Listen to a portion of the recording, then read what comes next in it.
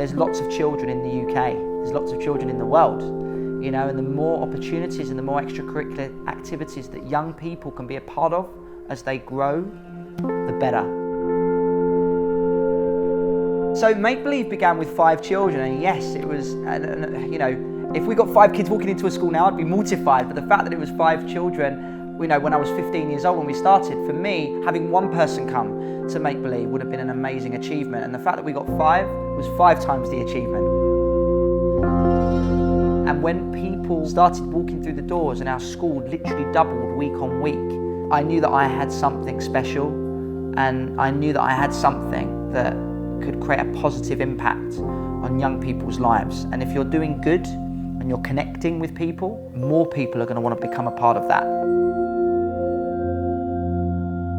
As a very young child, I always wanted to become a head teacher.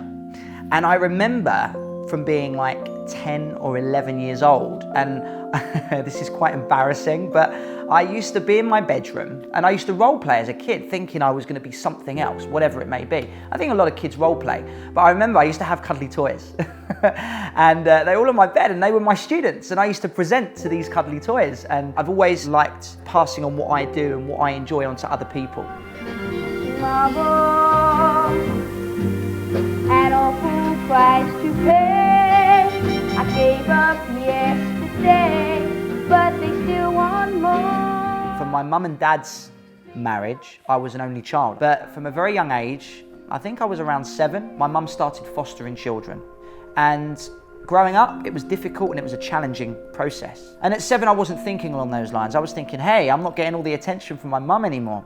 But obviously when I'm a little bit older, when I was living at home, and now that I've left home, and I look back and I reflect, I learned so much. I think it was when my mum started fostering that I started to realise that not everything is perfect and not everything can be how it should be. This is James Hawkey Hall.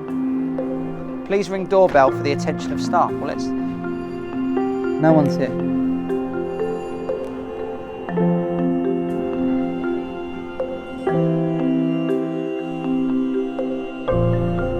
I was involved with a charity called the Parry Charitable Foundation, which built homes for children with learning disabilities. And at the age of 14, I wanted to raise money for the charity, and I thought the best way that we could raise money for the charity would be to produce a show.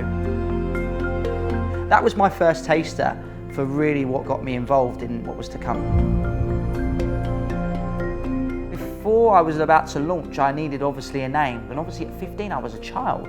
So I was thinking how my students will be thinking, and that kind of got me onto it. I would always kind of imagine different things and what I could possibly be, imitating and copying other people, which led me on to Make Believe. Make Believe does what it says on the tin. It's about a child imagining and becoming whoever they want to be.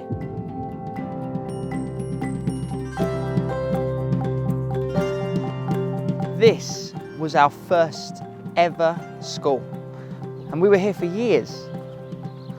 Hi, I'm Joel. God, it's changed so much.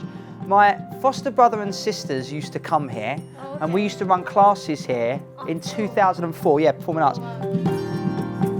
But it's open. Yeah, amazing.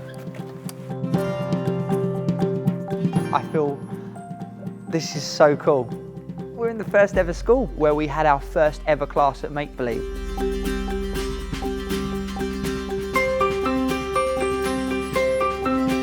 At the time there was a pretty big competitor who was charging a huge amount. And one of the things that I wanted to make possible was making performing arts accessible to as many people from as many different backgrounds in as many different areas as we possibly could. So I literally halved what everyone else was doing on the market in terms of price point. You can't get through life without communicating with people, and drama, singing, dance and performance teaches you that.